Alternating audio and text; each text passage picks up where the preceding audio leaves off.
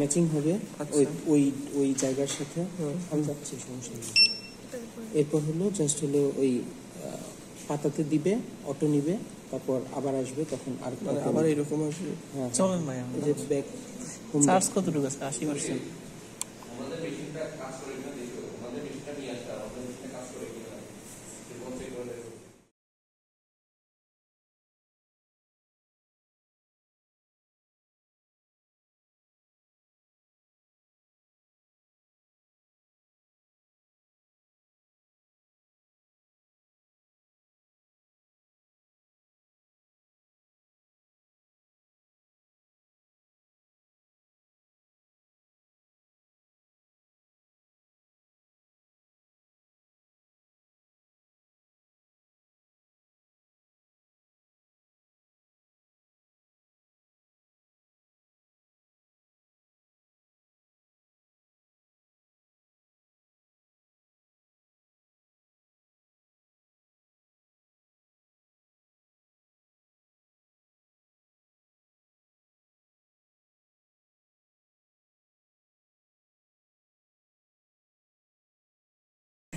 প্রথমে এটা অন করতে হবে, বুঝছো?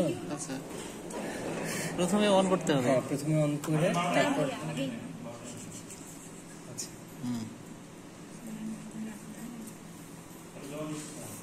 এই যে কোনো একজন ভালো করে ভিডিও করতে, দুইজন করে আরে এটা এমনি থাকবে এখানে।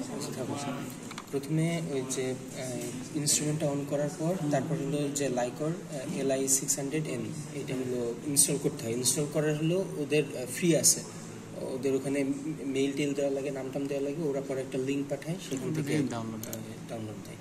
আচ্ছা, এবার হলো এই এক্সপ্লোর থেকে কনফিগারেশন ম্যানেজমেন্ট, ঠিক আছে? এই কনফিগারেশন ম্যানেজমেন্টে গেলে আমরা দেখতে পাবো এই যে এইখানে যে 4টা স্লট, এই 4টা স্লট হলো এইখানে যেগুলো আছে, ঠিক আছে?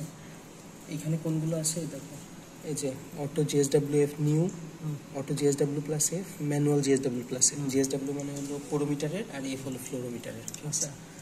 তো অটো নিলে তোমরা যদি কোনো নিজস্ব না বানাও, নিজস্ব কোনো কিছু না বানাও, তাহলে হলো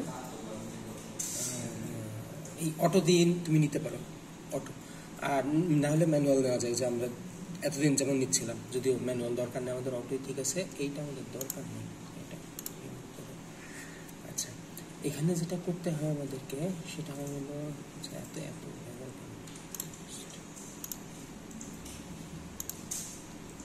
আচ্ছা, এখানে তোমাদেরকে নিজস্ব একটা প্রজেক্ট বানাতে হয়। এইখানে দেখো এই যে 4টা দেখতেছো না, এই 4টা কিন্তু কখনো ডিলিট করা যায় না, এটা হলো ওদের ইনবিল্ট। অটো GSW হলো শুধু অটোমেটিক্যালি পোরোমিটারের ডাটা, ম্যানুয়াল GSW ম্যানুয়ালি পোরোমিটারের ডাটা, এটা হলো যে পোরোমিটার ফ্লোরোমিটার। আমরা সাধারণত এই জিনিসটা নেই, ঠিক আছে, বা এরকম কাজগুলো করবো। তো যাই হোক, ওটা বাদ দাও। আমরা প্রথমে হলো একটা নেব, প্রথমে হলো আমাদের একটা কি বলতে হয়, দেখছো কোথা থেকে গেলাম? আচ্ছা, এই প্লাস থেকে, ঠিক আছে? প্লাস আমি আর ইয়ে করলাম না, কনফিগারেশন নেম। এখন নেম ধরো তোমরা কি দিবা? উইট নিবা, তাই না? এরপর অথর হলো কে?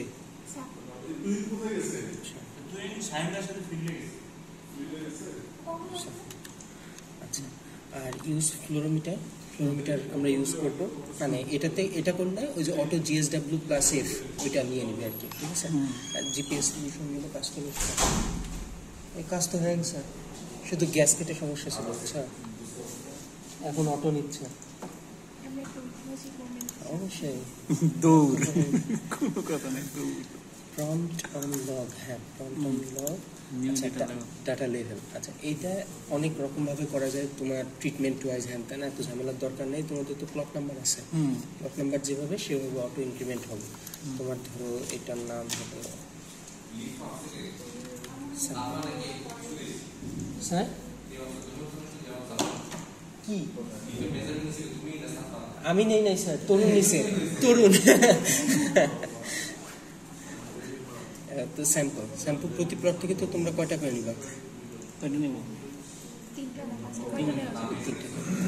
অত নিতে পারবে না, একটা কত, দুইটা না, দুইটা। তাহলে তোমার এইটার হিসাবটা রাখো এরকম ভাবে যে তোমার মোট প্লট কয়টা?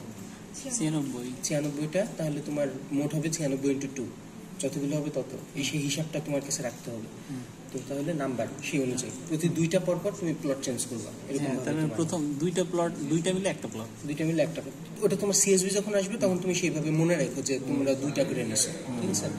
এই যে স্যাম্পল এটা অটো ইনক্রিমেন্ট হতে থাকবে, তুমি যে একবার করে নিবা, তারপর হলো ইয়ে হবে, ওইটা পরে ওখানে দেখা দিবে। আচ্ছা, এটা হলো অটোমেটিক সেটআপ।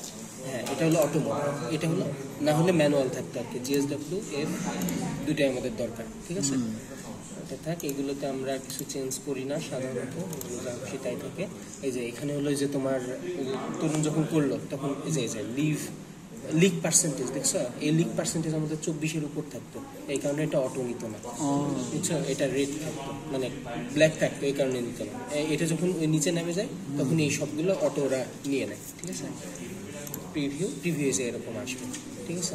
আর একটা একটা করে হবে। এখন আমার মনে হয় সব কিছু ঠিকঠাকই আছে।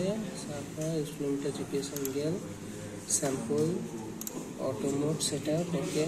আমরা এটা ফার্স্ট দিয়ে রাখি, এগুলো সব অ্যাজ ইউজুয়াল থাকে। আর এটা ঠিক আছে। এখন সেভ কনফিগারেশন, সেভ কনফিগারেশন এইটা তো এখন আমি বানালাম, আমার ল্যাপটপে আছে। হ্যাঁ, এখন এটাকে আমাকে এখানে নিতে হবে, যে আপলোড টু ইনস্ট্রুমেন্ট কোথায়, 1 নম্বরে ধরে দিয়ে দিলাম, ঠিক আছে? এটা আপলোড আবার শুরুতে হুইট, ঠিক আছে? হুইট চলে আসছে। এখন আপাতত এটা হলো তোমার পর তোমার ঝামেলা শেষ। এখন যদি তুমি তোমার ল্যাপটপে নিতে চাও তখন কি করতে হবে? তখন এভাবে আসতে হবে কোথায়, তাহলে ডাটা ম্যানেজমেন্ট। ডাটা ম্যানেজমেন্টে আসবো, আসার পর এই যে ডাউনলোড ইনস্ট্রুমেন্ট ডাটা, ঠিক আছে? ডাউনলোড ইনস্ট্রুমেন্ট ডাটা দিলাম, ডাউনলোড হলো। কি ডাউনলোড হলো? উইটাও সম্ভবত ডাউনলোড হবে, কিন্তু এখানে হলো জিরো অবজারভেশন থাকে, কোনো ডেটা নাই। যখন করবো তখন এর পরে এক্সেলে চলে যাবে। হ্যাঁ, এক্সেল সিএসভি ফাইল হিসেবে। ওকে, এখন এখানে একটা কাহিনী আছে, এইখানে অটোমেটিক্যালি আসে যে clear all data from instrument. এটা যদি ক্লিয়ার করো এখানে আর থাকবে না কিন্তু কিছু, আমরা না দেখার আগ পর্যন্ত সাধারণত ক্লিয়ার করি না, ঠিক আছে? এর জন্য ক্যান্সেল দিই। আর এখানে দেখুন কি আসছে, আচ্ছা এটা সম্ভবত আমরা নেই নাই, ওই কারণে আসে নাই, ঠিক আছে? তো আসবে, তোমরা নিয়ে আসো, তখন দেখা যাবে, ঠিক আছে? যে ম্যানুয়ালি 68টা করে নিচে যাবে। ওই যে এটা সম্ভবত যে আমি স্যার ওই বাদাম না বাদাম না, ওই যে স্যারের স্টুডেন্টরা নিছে এগুলো। এই যে আসার পর হঠাৎ করে আবার বলবো যে তুমি কি ডাউনলোড করে রাখছো কিনা, তখন আবার নেবে করতে হবে।